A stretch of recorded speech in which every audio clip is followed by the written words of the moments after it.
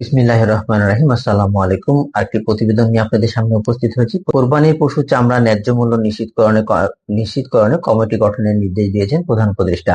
পশু চামড়ার ন্যায্য মূল্য পাচ্ছে না, যে ন্যায্য মূল্য আসলে অত্যন্ত যে গুরুত্বপূর্ণ বিষয়। যদি ন্যায্য মূল্য না পায় তাহলে বাংলাদেশের যে একটি গুরুত্বপূর্ণ রপ্তানি দ্রব্য সেটা ধ্বংস হয়ে যাবে। বাংলাদেশের যে চামড়া শিল্প, এই চামড়া শিল্পটা ধ্বংস হয়ে যাবে, সেই ধ্বংসের প্রায় দ্বার প্রান্তে। সেটাকে বাঁচানোর জন্য একটি দিক নির্দেশনা দিয়েছেন তিনি। তিনি যে দিক নির্দেশনা দিয়েছেন সেটি আমার দেশ প্রকাশ করেছে। চলুন দেখে আসি আমার দেশে কি রিপোর্টটি করেছে। রিপোর্টটি দেখে এসে কথা বলার চেষ্টা করব। কোরবানি চামড়া ন্যায্য মূল্য নিশ্চিতকরণে কমিটি গঠনের নির্দেশ দিয়েছেন প্রধান উপদেষ্টা। এটি আমার দেশের রিপোর্টটা আমরা দেখে আসি। আসন্ন ঈদুল আজহার সময় কোরবানির পশুর চামড়া ন্যায্য মূল্য নিশ্চিতকরণ, পশু আনা নেওয়া, বর্জ্য ব্যবস্থাপনা, সার্বিক বিষয়ে সুষ্ঠু ব্যবস্থাপনা নিশ্চিত করতে একটি উচ্চ পর্যায়ের কমিটি গঠনের নির্দেশ দিয়েছেন প্রধান উপদেষ্টা ডক্টর মোহাম্মদ ইউনূস। রোববার রাষ্ট্রীয় অতিথি ভবন যমুনায় এক বৈঠকে এই নির্দেশ দেন তিনি।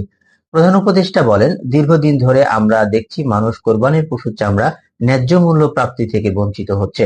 এর ফলে সবচেয়ে বেশি ক্ষতিগ্রস্ত হচ্ছেন সমাজের হতদরিদ্র মানুষেরা, যারা এই চামড়া বিক্রির টাকার উপর অনেকাংশে নির্ভরশীল। এই অব্যবস্থাপনার অবসান হওয়া প্রয়োজন। পশু চামড়ার দাম নিয়ন্ত্রণে একটি সিন্ডিকেট রয়েছে উল্লেখ করে তিনি বলেন, আমরা সর্বোচ্চ চেষ্টা করব যাতে কোনো সিন্ডিকেট বা অব্যবস্থাপনার কারণে মানুষ কোরবানির পশুর চামড়া ন্যায্য মূল্য থেকে বঞ্চিত না হয়। কোরবানি পশু পরিবহন ও বিক্রির সময় যাতে পশুর প্রতি কোনো নির্দয় আচরণ করা না হয় সেদিকে বিশেষ গুরুত্ব প্রদান করার জন্য নির্দেশ দিয়েছেন।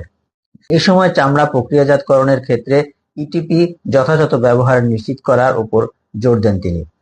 এ সংক্রান্ত নির্দেশনা বাস্তবায়নের জন্য বাণিজ্য উপদেষ্টা শেখ বাহারুদ্দিনের নেতৃত্বে উচ্চ পর্যায়ে একটি কমিটি গঠনের নির্দেশ দেন প্রধান উপদেষ্টা।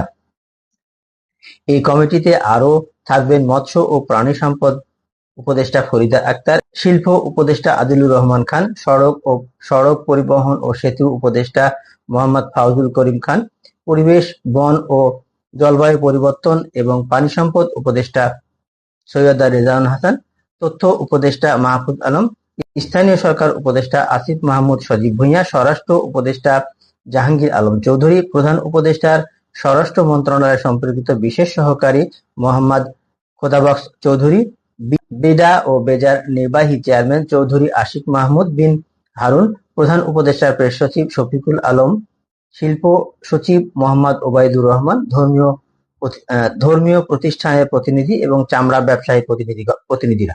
আমাদের দেশের মানুষ দীর্ঘদিন যাবৎ পশু চামড়ার যে ধরনের দাম পাওয়ার কথা সে ধরনের ন্যায্য মূল্য পাচ্ছে না। বলতে গেলে চামড়া শিল্পটা ধ্বংসের দ্বার প্রান্তে। যেখানে এই বাংলাদেশের বৈদেশিক মুদ্রা অর্জনে এই চামড়া অত্যন্ত গুরুত্বপূর্ণ ভূমিকা রাখতো, সেখানে একবারে দেউলিয়া দ্বার প্রান্তে এসে দাঁড়িয়েছে বাংলাদেশের এই শিল্পটি।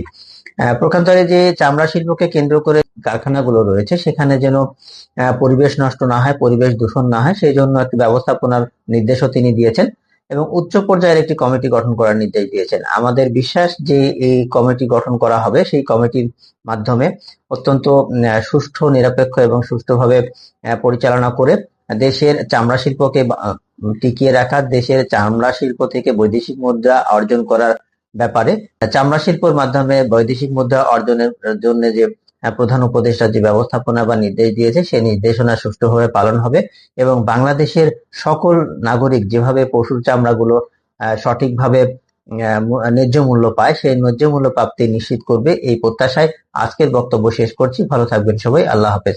সালামু আলাইকুম।